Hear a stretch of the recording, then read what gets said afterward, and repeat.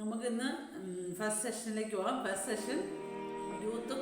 2 സെഷനാണ് ഞായറാഴ്ച ഉള്ളത്. ഒന്ന് രൂത്തും ഒന്ന് എസ്തേറും. നമുക്ക് സൺഡേ സ്പെഷ്യലാണ് ഇന്ന് കഥാവാരമുള്ള ദിവസമാണ്. നമ്മൾ സംഭവ കഥകൾ ഇങ്ങനെ വായിച്ചുകൊണ്ട് സംഭവ കഥയുടെ പരമ്പരകൾ ഇങ്ങനെ വായിച്ചുകൊണ്ടിരിക്കുക.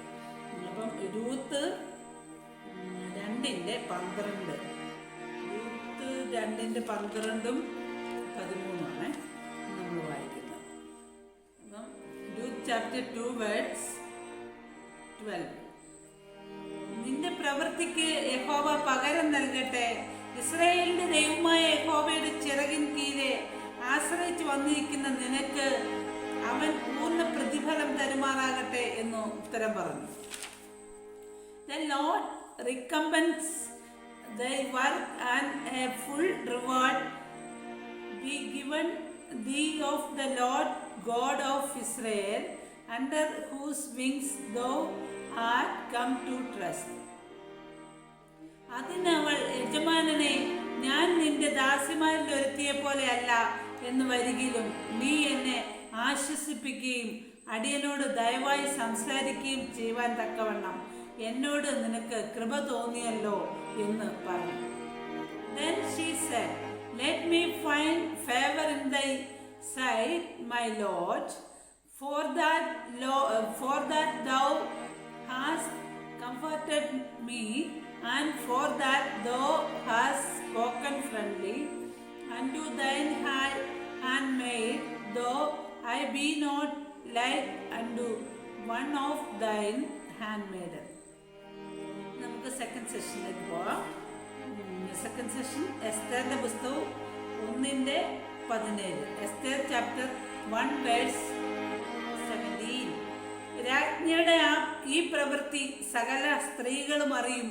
അഹശ്വേരോശ് രാജാവ് വസ്തി രാജ്ഞിയെ തന്റെ മുൻപാകെ കൊണ്ടുവരുവാൻ കൽപ്പിച്ചയച്ചാറെ അവൾ ചെന്നില്ലല്ലോ എന്ന് പറഞ്ഞു. അവർ തങ്ങളുടെ ഭർത്താക്കന്മാരെ നിന്ദിക്കും. For this deed of the queen shall come abroad unto all women, so that they shall despise their husbands in their eyes, when it shall be reported, the king Ahasuerus commanded Vashti the queen to be brought in before him, but she came not. ഇനി നമുക്ക് ഈ സെഷനിൽ ഞാൻ അങ്ങനെ അധികം പറഞ്ഞിട്ടില്ല, കണ്ടൻസും കൂടെ ഇപ്പോൾ പറയുന്നുണ്ട്. അതായത് നമ്മൾ ആ വായിക്കുന്ന വാക്യങ്ങളുടെ ഒരു ചെറിയ ഉള്ളടക്കം പോലെ അതും കൂടെ എല്ലാവരും ശ്രദ്ധിക്കണം. നിന്റെ പ്രവൃത്തിക്ക് യഹോവ, കണ്ടൻസ് ഫസ്റ്റാണ്, ഫസ്റ്റ് സെഷൻ്റെ ആണ് കണ്ടൻസ് ഇപ്പോൾ നമ്മൾ വായിക്കുന്നത്. നിന്റെ പ്രവൃത്തിക്ക് യഹോവ പകരം നൽകട്ടെ എന്ന് ദൈവചിറകടിയിൽ ആശ്രയിച്ചു വന്നിരിക്കുന്ന നിനക്ക് അവൻ പൂർണ്ണ പ്രതിഫലം നൽകുമാറാകട്ടെ. ബോവസ് രൂത്തിനോട് പറഞ്ഞു. The Lord recompense thy work and full reward be given thee of the Lord God of Israel, under whose wings thou art come to trust.